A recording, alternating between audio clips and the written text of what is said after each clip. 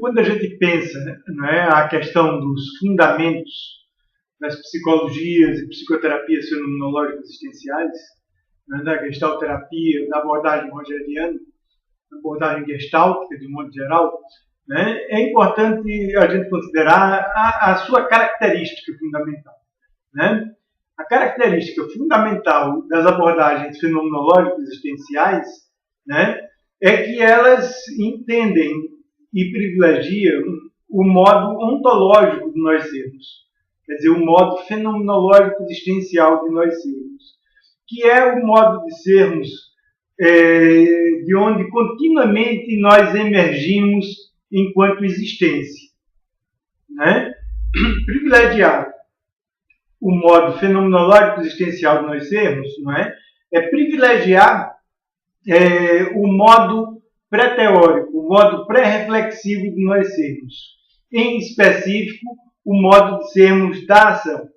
Né? O Rogers e o Peirce, né, que foram quem desenvolveu, né, de um modo mais elaborado experimentalmente, né, numa abordagem fenomenológica existencial de psicologia e de psicoterapia, né, o Rogers e o Peirce perceberam muito bem, né, essa característica, o Rogers chamando de experiência organísmica, né, um termo que ele herdava do Kurt Goldstein, né, e o Peirce chamando de contato, awareness, né, para designar esse modo fenomenológico existencial de nós sermos, né, que em específico é o modo de sermos da ação, é o modo de sermos da criação, né, e é o modo de sermos onde continuamente nós emergimos com possibilidades que são atualizadas com ação, né? E isso se dá no modo de sermos do acontecer, no modo de sermos pré-teórico, pré-reflexivo, né? Ou seja, o modo de sermos especificamente da compreensão e não o modo de sermos da explicação, né? O modo de sermos da implicação e não o modo de sermos da explicação. Ambos são modos naturais de nós sermos, né? Mas em específico no modo de sermos da compreensão, da implicação, no modo pré-teórico e pré-reflexivo, é que nós vivenciamos a ação como um modo ontológico de nós sermos, de atualização de possibilidades, de criação, de superação, né? Dentre outras características ontológicas e existenciais importantes. O modo de sermos especificamente fenomenológico existencial, né? É certamente interessante, né, a gente observar que já o Takuan, né, o mestre Zen Takuan Sou, que era o mestre do Musashi, né, num livro que chama Consciência Liberta, né, a Consciência Libertada, né, ele tem uma expressão que é muito esclarecedora, que certamente vale a pena que nós procuremos aprofundar uma compreensão dela. Né? E o Takuan, já no tempo dele, o tempo do Musashi, né, ele dizia assim: não existe explicação que possa levar à compreensão. Né? A compreensão se dá na própria compreensão, no modo fenomenológico existencial de sermos, que é o modo de sermos da compreensão. Né? Então, nunca é muito, né, a gente enfatizar o taoísmo e o zen budismo como raízes importantes, né, de uma filosofia fenomenológica existencial. Né? Até porque o Heidegger, pelo menos, aprendeu muito com o taoísmo e com o zen budismo. Né? Ainda que ele não tenha mencionado devidamente, né, hoje já se sabe que o Heidegger aprendeu muito com o taoísmo e com o zen budismo. Então, o taoísmo e o zen budismo merecem ser considerados como raízes importantes de uma perspectiva fenomenológica existencial, de uma ética fenomenológica existencial, né, e das abordagens fenomenológicas existenciais de psicologia e psicoterapia naturalmente. Né? A seguir, é interessante nós considerarmos, né, os patéticos, né, os peripatéticos, como era a escola do Aristóteles. Né? A escola do Aristóteles era designada como peripatética. né? E isso tem um sentido muito específico que remete ao sentido da empatia, né? Que o Rogers enfatizou e que é importante em qualquer abordagem fenomenológica existencial de psicoterapia, né? Porque o peripatético remete ao pathos, o pate de patético, né? Se refere ao pathos e se refere à ética do pathos, né? Quer dizer, o Aristóteles e toda a sua escola de peripatéticos, que depois vai envolver toda a fenomenologia, né? E todo o existencialismo, quer dizer, pode dizer assim que pelo menos uma fenomenologia da tradição de Brentano é eminentemente peripatética, né?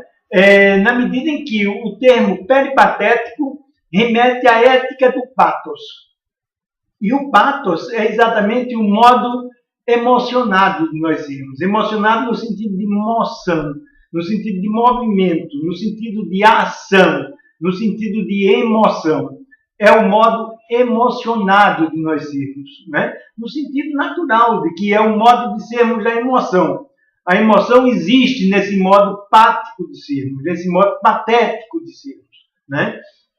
E a característica, né, da escola filosófica do Aristóteles é exatamente relativizar, né, o modo explicativo, o modo reflexivo de nós sermos, o modo teórico de nós sermos, né, e criar condições, através da sua filosofação caminhante, para que o pathos, enquanto vivência corporal, enquanto vivência corpoativa, se ressaltasse, né?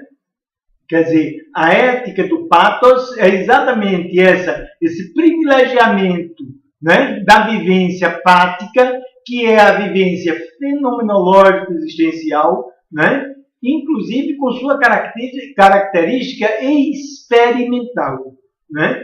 Tanto é que era a escola dos da mesma raiz de experimental, né? Os peripatéticos, né?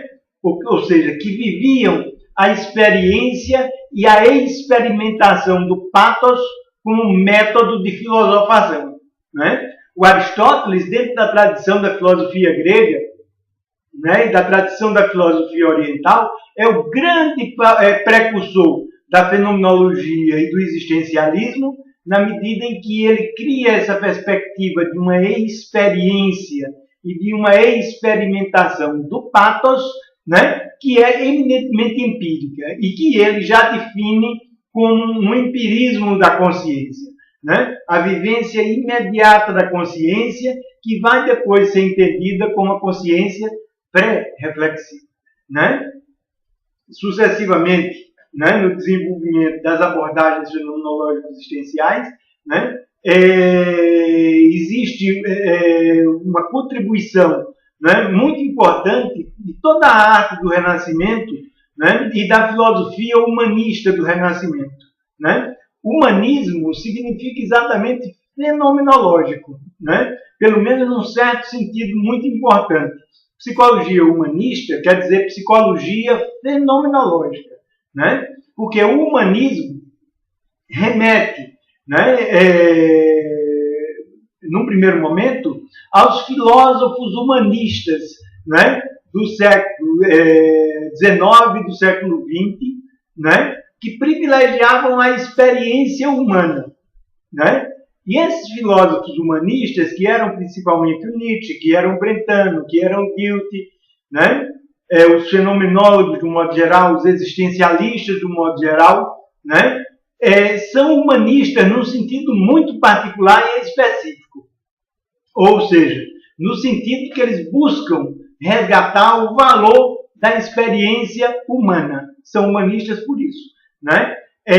E essa perspectiva de valorização da experiência humana já era uma perspectiva da arte do Renascimento, dos filósofos do Renascimento, né? E era uma perspectiva dos gregos, né? Como Aristóteles, né? E dos gregos pré-socráticos, né? Que valorizavam a perspectiva do corpo, da vivência, dos sentidos e da experiência humana. É exatamente nesses gregos pré-socráticos que Nietzsche, por exemplo, e Heidegger, por exemplo, vai obter a sua inspiração, né, de uma filosofia existencial, de uma filosofia fenomenológico-existencial, né? No caso do Nietzsche, especificamente, de uma filosofia trágica, né? Trágica no sentido muito específico, de que o trágico assegura, né, a afirmação da vida e o retorno da força da vida. O trágico é a condição do eterno retorno, na perspectiva do Nietzsche. E por isso o trágico é a condição, né, não só da alegria, como da saúde e da superação, né? Condição da ação de um modo geral, né? Então, esses filósofos do Renascimento eram especificamente filósofos humanistas, né? Nesse sentido que eles buscavam resgatar da filosofia grega, aristotélica, pré-socrática, né? Especificamente essa valorização da vivência humana, né? Então, os filósofos do Renascimento e a arte do Renascimento são grandes precursores da psicologia e psicoterapia fenomenológica existencial, da fenomenologia, do existencialismo, né? Resgatando a perspectiva da arte do Renascimento e da filosofia do Renascimento, de privilégio da experiência humana, né? Nós vamos encontrar importantes filósofos do século XIX e do século XX, né? Filósofos como Dilthey, filósofos como Nietzsche, né? Filósofos como Buber, né? Filósofos como Brentano, né? Filósofos como Heidegger, né? Que vão assumir essa perspectiva de resgatar o privilégio da experiência humana, que é a experiência fenomenológica, compreensiva e implicativa, pré-reflexiva, o modo fenomenológico existencial, o modo compreensivo de nós sermos, né? Então, esses filósofos humanistas, né, do final do século XIX, né, e do século XX, são humanistas no sentido que eles resgatam o humanismo do Renascimento e o humanismo como privilégio da experiência humana que já era presente na filosofia dos gregos, né? Então, o Dilthey, dentre esses filósofos do século XIX e do século XX, né, é o primeiro que começa a compreender, né, especificamente a questão da compreensão, né? E nessa compreensão da compreensão, o Dilthey se queda perplexo, né? Porque ele começa a entender, né, qual é a distinção entre compreensão e explicação, né? Ele começa a entender qual é a distinção entre vivência e explicação, né? Tanto é que ele, né, a partir dos estudos de história dele, né, e que terminam encaminhando para a psicologia, porque ele entendia que a questão do método da história se resolvia na psicologia, né? E, em específico, ele vai entender como um precursor da fenomenologia da tradição moderna, né? Ele vai entender, né, que vivência, inclusive ele cria esse termo é uma criação em alemão, né, do Dilthey, né? A vivência, o que ele chama de vida enquanto vivência, o modo pré-teórico de nós sermos é diferente do modo teórico de nós sermos, né? São dois modos distintos de nós sermos. E no modo pré-teórico está exatamente a emergência da existência, a emergência da possibilidade, né? E é nesse modo pré-teórico que ele vai entender, né? É esse modo pré-teórico que ele vai entender como vivência. O modo pré-reflexivo da vida. Ele era um filósofo da vida, como Nietzsche e como Bergson, ele era um filósofo da vida, né? E ele caracteriza a vivência, esse modo fenomenológico de nós sermos, esse modo pré-reflexivo de nós sermos, né? Ele entende que é da ordem da compreensão, enquanto que o modo acontecido de nós sermos, o modo explicativo de nós sermos, o modo reflexivo de nós sermos, é da ordem da explicação, né? Então, vivência, enquanto característico do modo de sermos da compreensão, e explicação vai ser a dualidade com a qual o Dilthey vai trabalhar, né, caracterizando esse modo de sermos da vivência, esse modo de sermos da compreensão, né, e a própria compreensão característica da vivência como o método fundamental das ciências humanas. Né? Ciências humanas, para o Dilthey, tem uma metodologia na compreensão, no que nós poderíamos chamar de interpretação compreensiva. Né? Então, compreensão caracteriza o método das ciências humanas para o Dilthey. E a explicação caracteriza o método das ciências explicativas, ou seja, o método das ciências físicas e bioquímicas. Né? Compreensão característica das ciências humanas, interpretação compreensiva característica das ciências humanas e explicação, interpretação explicativa característica das ciências físicas e biológicas. Né? Então, o Dilthey vai criar, né, num primeiro momento, essa distinção, né? E, na verdade, ele queda-se meio perplexo, possivelmente, com essa descoberta e com toda a questão da compreensão, das características da compreensão, da teoria sobre a compreensão, né? Da teoria sobre esse modo de ser da compreensão que é não teórico, né? E ele escreve muito pouco, né? E ele mais, né, insinua as questões que ele estava incluindo, que eram questões enormes, né? E que vão dar origem a toda a fenomenologia. Né? Por outro lado, nós temos o Nietzsche. Né?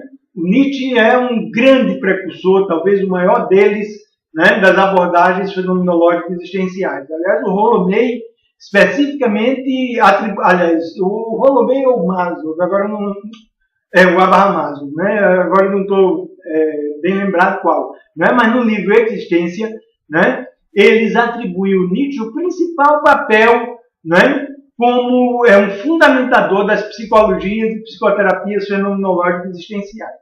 Né? E o Nietzsche, né, caracteristicamente, ele vai se afastar, né, da consciência explicativa, né, da consciência reflexiva, da consciência teórica, para privilegiar a consciência pré-reflexiva, a consciência pré-teórica. Né? Se existe um traço fundamental, né, característico da filosofia do Nietzsche, é exatamente essa crítica da consciência abstrata, essa crítica da consciência teórica, né? E toda uma valorização da consciência pré-teórica, da consciência pré-reflexiva, da consciência compreensiva e implicativa, da afirmação da vida enquanto consciência pré-reflexiva. A vida, a vivência é eminentemente compreensão, é eminentemente pré-teórica. E toda a questão do Nietzsche é a afirmação dessa afirmação que já é a vida. Né? Por um outro lado, nós temos o Brentano. Né? Quer dizer, o Brentano é uma raiz fundamental, né, das abordagens fenomenológicas existenciais. Né? O Brentano, já na sua polêmica com o Wundt, né, polêmica muito importante, nem sempre conhecida, né, mas fundamental para o desenvolvimento da psicologia e das psicologias fenomenológicas existenciais, né, o Brentano já critica a concepção elementarista, né, da vivência de consciência, que é característica da filosofia do Wundt. Né? Porque, no limite, ele vai dizer, né, as partes, né, da consciência, os elementos da consciência dos quais o Wundt fala, ou tenta falar, né, na verdade, eles já se dão gestalticamente. Né? Eles já se dão configurados numa totalidade, né, que se perfaz de uma multiplicidade de partes, mas que é uma totalidade significativa, que é uma gestalt. Né? Então, quem cria modernamente a perspectiva da gestalt é o Brentano. Né? E o Brentano vai ser aluno dos vários precursores da psicologia da gestalt, né? E vai ser aluno, não, vai ser professor dos vários precursores da psicologia da Gestalt, né? E vai ser professor dos 3 clássicos da Escola de Berlim, da psicologia da Gestalt, né? Então, o Kafka, o Keller e o Wertheimer, né, são alunos de um aluno do Brentano, o Stampf, né? E com ele aprendem a perspectiva da Gestalt e desenvolvem muito mal, pelo menos no que compete ao Kafka e ao Keller, né, a perspectiva dos estudos da Gestalt, né? Porque eles vão fazer um estudo supostamente psicológico da Gestalt numa perspectiva e usando uma metodologia explicativa, né? Ou seja, eles vão usar a perspectiva de uma ciência explicativa para lidar com a vivência que é eminentemente compreensível. O Wertheimer escapa mais, né, dessa armadilha, né? E vai desenvolver toda uma perspectiva ligada ao pensamento criativo, ligada aos fundamentos da Gestalt, qua Gestalt, ou seja, compreensiva, pré-reflexiva, né? E ele vai um pouco mais além e tem uma influência grande, né, no Rogers e no Peirce, né? Tanto na Europa como nos Estados Unidos, né? Então, o Brentano, né, é um grande precursor da psicologia da Gestalt, que vai influenciar todo o desenvolvimento da Gestalt, que vai influenciar o desenvolvimento da Gestalt terapia, né? O Brentano, né, caracteristicamente, de um modo muito próprio dele, né, ele vai enfatizar, né, o aspecto que o Aristóteles já percebera e que ele resgata ao Aristóteles, né, de que a vivência de consciência é empírica, né? Ou seja, o método do Aristóteles e o método do Brentano com relação ao estudo da consciência, com relação à vivência de consciência, né, é uma metodologia empírica, né? O Aristóteles se propunha e o Brentano se propõe a fazer um empirismo da consciência, né? E esse empirismo da consciência é o que passa a ser a própria fenomenologia da tradição do Brentano. A fenomenologia que Heidegger, por exemplo, vai desenvolver e da qual o Russell se afasta, né? Mas é o Brentano que desenvolve essa perspectiva, né, metodológica, né, de um empirismo da consciência como fenomenologia, né? Então, as abordagens fenomenológicas existenciais, quer sejam de filosofia, quer sejam de psicologia e de psicoterapia, herdam fundamentalmente essa característica de um empirismo da consciência, né? E esse empirismo da consciência é um empirismo da consciência fenomenológica, ou seja, da consciência compreensiva, da consciência pré-reflexiva, né? Essa consciência é a consciência da ação. A ação que se dá com vivência de possibilidade e desdobramento de possibilidade, né? A consciência da ação é a consciência fenomenológica, né? E, enquanto consciência do ator, ela é anterior à dicotomia sujeito e objeto, né? A nossa vivência da ação, a nossa vivência enquanto atores é anterior à experiência da dicotomia sujeito e objeto. A dicotomia sujeito e objeto já é característica do modo reflexivo de sermos, do modo de sermos do acontecido, enquanto que a vivência da ação é a própria vivência do modo fenomenológico existencial de nós sermos compreensivo e implicativo, né? Então, essa característica, né, do empirismo da consciência como fenomenologia que o Brentano se apropria a partir do Aristóteles, não é? E que ele afirma de um modo muito importante, vai perpassar todas as abordagens fenomenológicas existenciais, né? Então, é a fenomenologia do Brentano, né, que está por trás, historicamente, dos desenvolvimentos tanto da fenomenologia que vai dar no Heidegger, né, que vai dar no Sartre, né,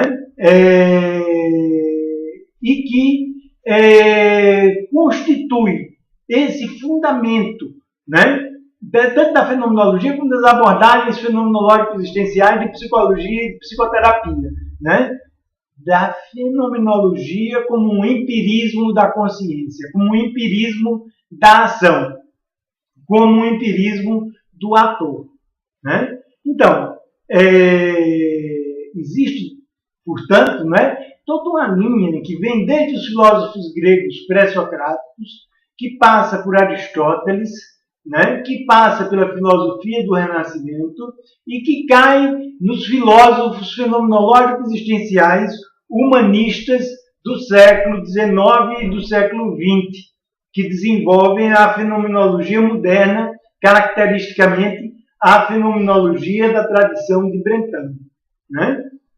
Existe ainda, né, uma contribuição muito importante do Buber, né? O Buber tem uma raiz na mística judaica, na mística do hassidismo, né? E tem uma raiz em várias correntes da filosofia europeia, né? E tem uma raiz importante na filosofia do Nietzsche, né? O Buber foi professor da Laura Pels, esposa do Pels, né? E que teve uma contribuição muito importante no desenvolvimento da Gestalt, juntamente com o Fritz Pels, né? E o Rogers, né, ainda no seminário, né, ainda quando ele estava estudando para ser pastor, ele tem uma influência importante do Buber, né? E não só do Buber, ele tem influência do Kierkegaard também no seminário. O seminário teológico, quando ele estudava, era um seminário de vanguarda, né, desenvolvido. Naquele tempo, era um seminário que se permitia estudar Kierkegaard, por exemplo, que se permitia estudar Buber.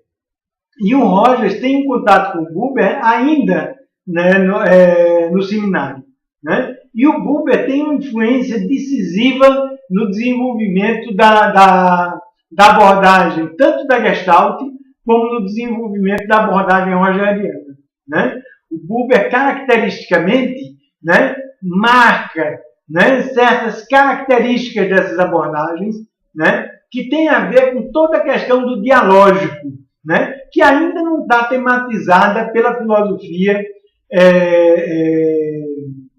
do Brentano, né, e não está caracterizada, ou pelo menos não está desenvolvida na fenomenologia, mesmo na fenomenologia do Heidegger, né? O Buber vai entender que a vivência compreensiva, que a vivência de consciência pré-reflexiva, fenomenológica, se dá numa dualidade, né? Uma dualidade que envolve um eu e um tu, necessariamente, né? O modo de ser da vivência do ator é um modo de ser anterior à dicotomia sujeito e objeto, né? Anterior, inclusive, à causalidade, anterior à utilidade, anterior à realidade, né? Que é o modo de ser da possibilidade, o modo de ser da ação, né? O modo de ser do ator, e esse modo de ser da ação e do ator se dá numa dialógica, que é caracteristicamente uma dualidade eu-tu, né? Um tu que pode ser da natureza não humana, um tu que pode ser da esfera do humano e um tu que pode ser da dimensão do sagrado. Mas sempre a relação com uma diferença, com uma alteridade, né? Quer dizer, e essa relação com o tu envolve o compartilhamento de sentido. Essa relação com o tu, essa relação eu-tu, se dá na esfera do entre, né? Que é uma esfera que o eu-tu compartilha enquanto esfera de compartilhamento da ação e do sentido, que é característico da ação, né? Então, o Buber traz, né, essa característica, né, do dialógico como uma das dimensões do fenomenológico, né? E tem uma influência fundamental, tanto no desenvolvimento da gestalterapia do Peus, como no desenvolvimento da abordagem rogeriana, né? Então, sucintamente, são esses os grandes fundamentos filosóficos, né, das abordagens fenomenológicas existenciais, né? Vale salientar, né, que toda essa característica de privilegiamento do pré-reflexivo, de privilegiamento do fenomenológico, de privilegiamento do pathos, não é só uma característica das filosofias enquanto filosofia formal. É uma característica que já está presente em certas tradições da cultura que privilegiam este modo fenomenológico existencial que os gregos já chamavam de modo estético de sermos, ou modo poético de sermos.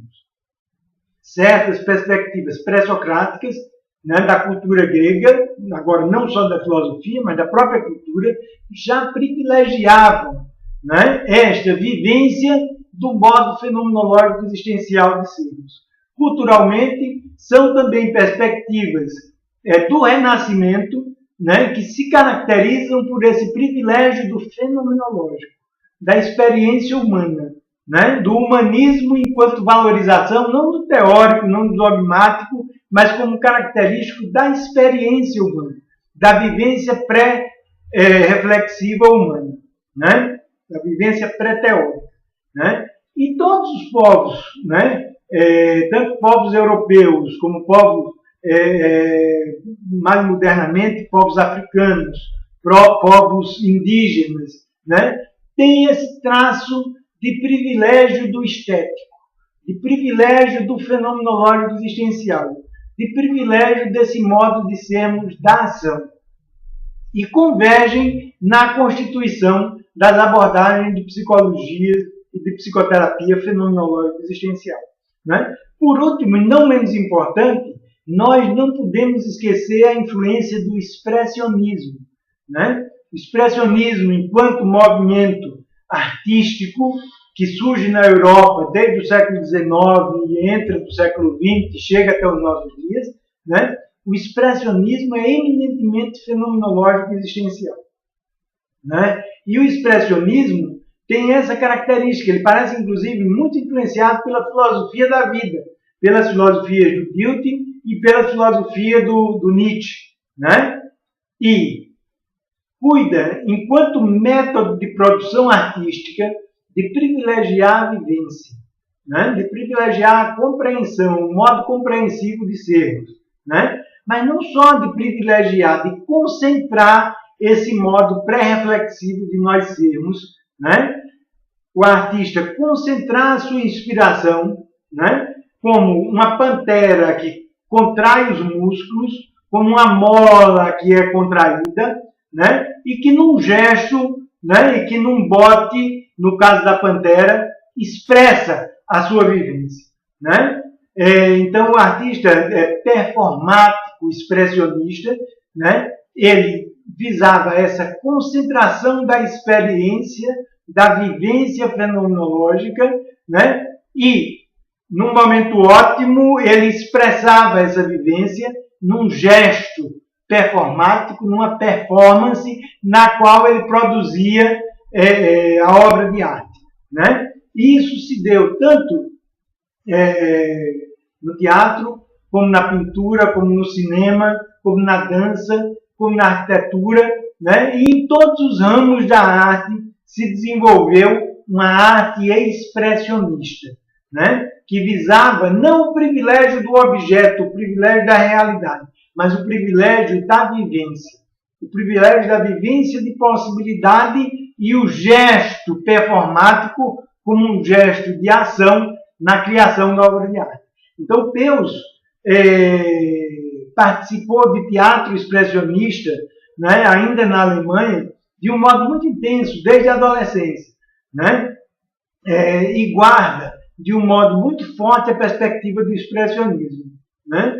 O Peus não entendia de filosofia teórica, entendia só em termos gerais de filosofia teórica.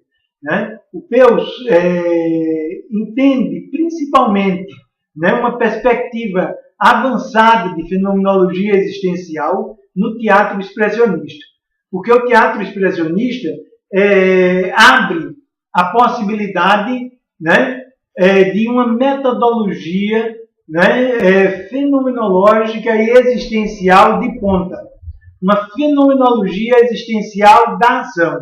Uma fenomenologia existencial gestaltificativa. Né? E essa influência do expressionismo também é fundamental no desenvolvimento das psicologias e psicoterapias fenomenológicas existenciais, né? Em particular a perspectiva da Gestalt, que é uma base tanto da Gestalterapia do Rogers como da abordagem rogeriana. Né? Todas as duas, na medida em que tem uma perspectiva de privilégio da consciência pré-reflexiva, tem uma perspectiva gestáltica. A abordagem rogeriana é gestaltificativa. Né? Não no sentido que ela descende da gestalterapia. A abordagem rogeriana não descende da gestalterapia, mas já herda uma concepção de gestalt como vivência de consciência que é anterior à gestalterapia. Né? Então, de um modo geral, são essas as bases filosóficas, né, das abordagens fenomenológicas existenciais de psicologia e psicoterapia. A Gestalt, né, e a abordagem rogeriana.